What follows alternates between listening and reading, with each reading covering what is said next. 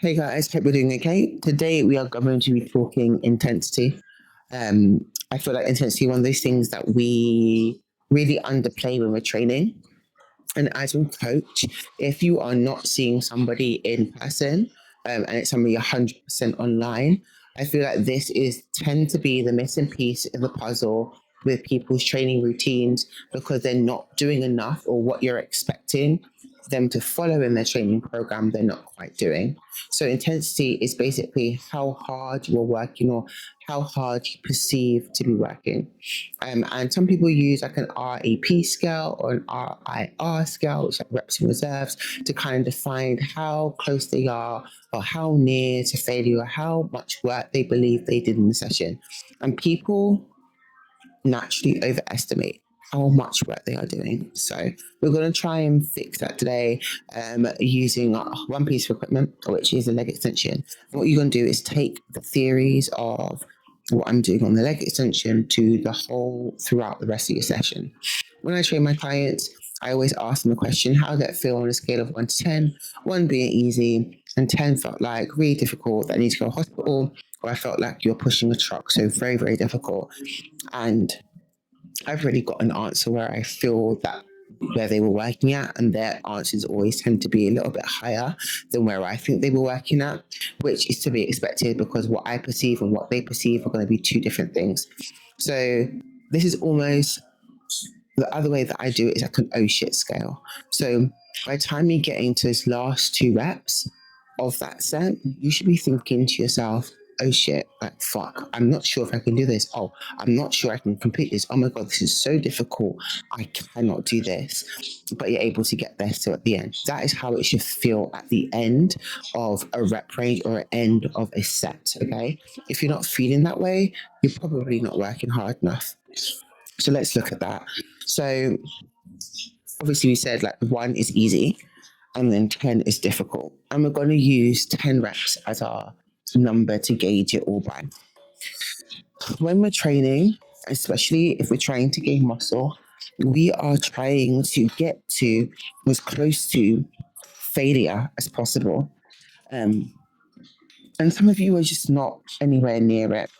So I'm just going to set up the machine for myself and get into it. Okay, so for me, my gym's quite a cool gym. You can set the knee placement, the foot placement, and the back. I personally don't like my knee going too far less than a 10. This can go actually a hell of a lot further back, like to a 9. But I feel like it puts undue stress on the patella tendon. So I'll tend to just go one a little bit low, which is 10, and the leg is at a good 90-degree angle. So let's talk about rate of perceived exertion. So I put the weight for me around about 20 kilos. And for me, that's really easy. So some of you may have in a program, I want 3 sets of 10. And I've come onto the machine and I've put it on 20 kilos, which A, I know it's really light. And B, I know I'm going to complete really easily. And I'm going to come here and I'm going to do this.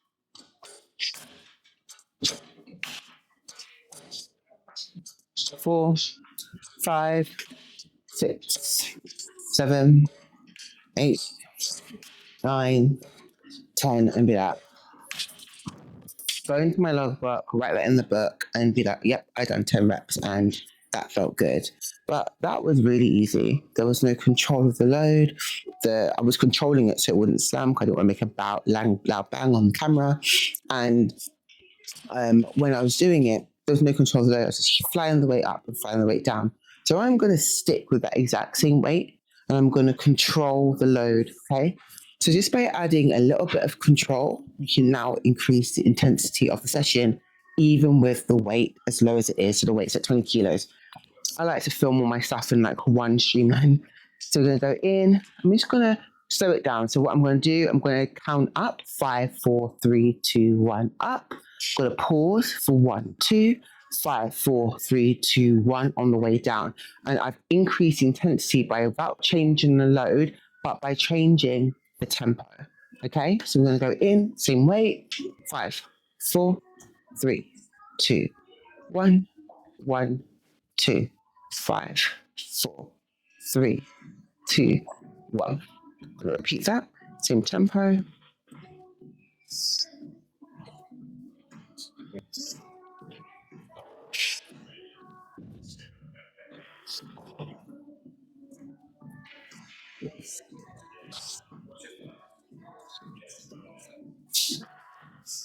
I'm starting to feel a burning sensation come through my quads.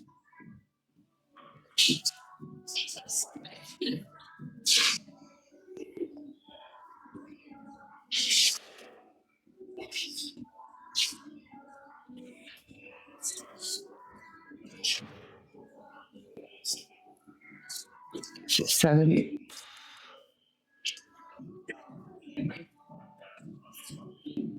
8. Start to burn. That's at 9.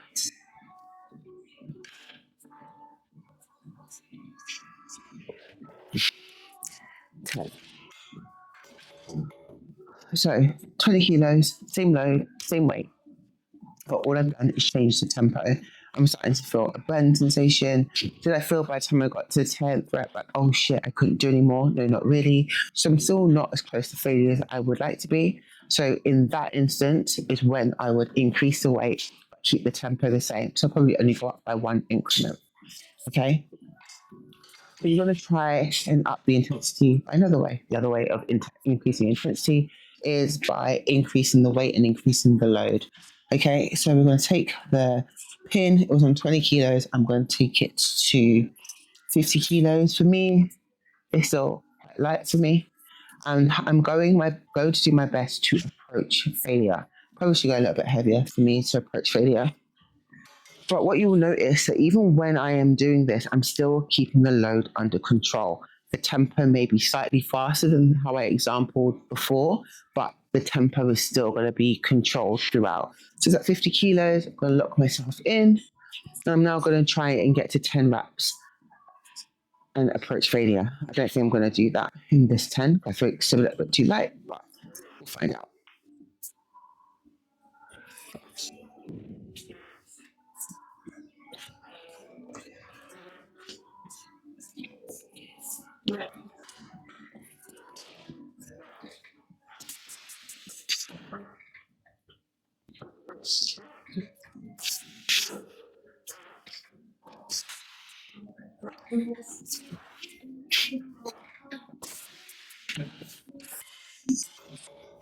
So the load went up. I got to 10. I didn't really feel like I was struggling through those 10 reps.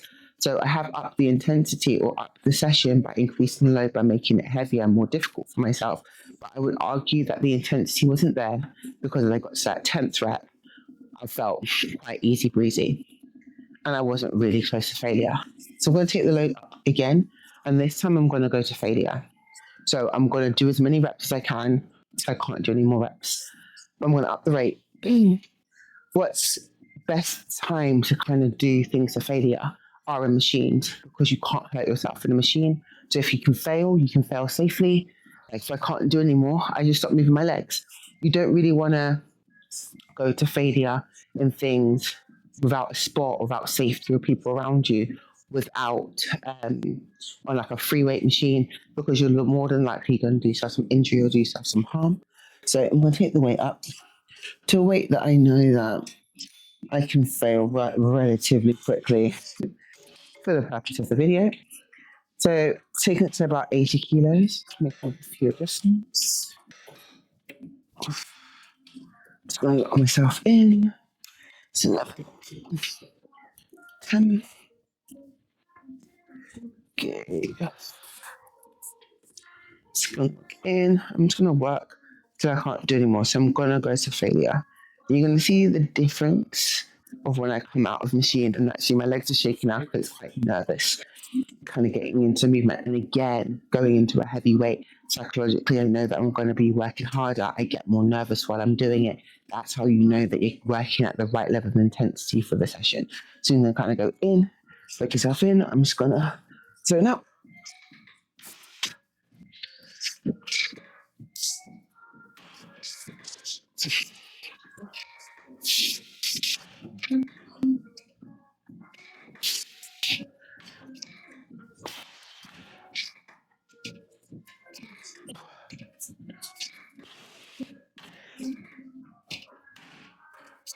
Mm.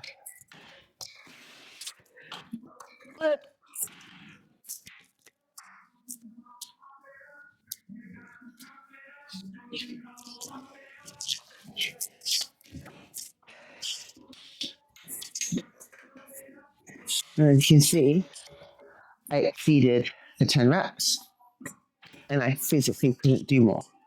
Whereas with somebody yelling at me and shouting at me, I probably could have got another 2 reps out, but I didn't. So again, that's the other way of upping the intensity of a session. So another way we can up the intensity of the session without needing to increase the weight, increase the load, is by simply lowering the weight and working one leg at a time. So moving into a single leg extension is a great way to increase the intensity or change it to make it harder. So really easy, again, keeping the load under control, keeping it tempoed, working one leg at a time. The weight is at 20 kilos for me.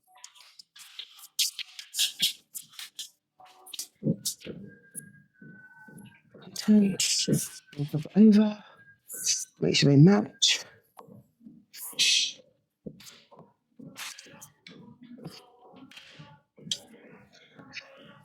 I don't which leg is stronger.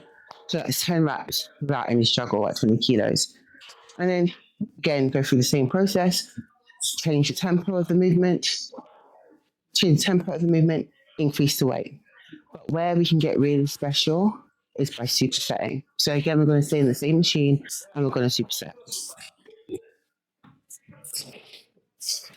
So it's by supersetting. So when you superset, you're going to work a load that is heavier than what your single leg is normally used to. And then you're going to probably do less reps than 10. And then you're going to go into a for this, you're going to go into a bilateral movement.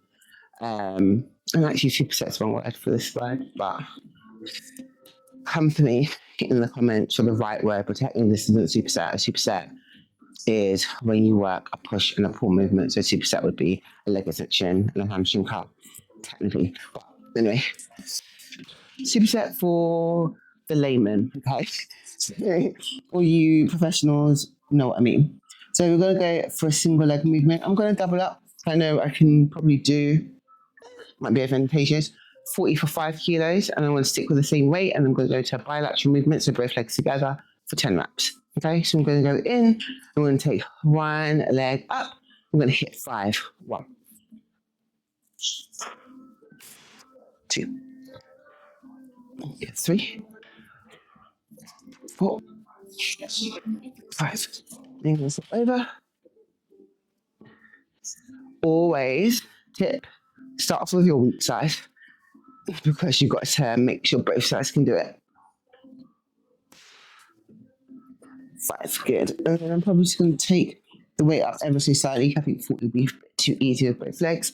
But taking the weight up to 50, nice cool tempo, 10 reps with both legs together. Ideally, there'll be no break. You just go straight into it, so you won't be talking to camera.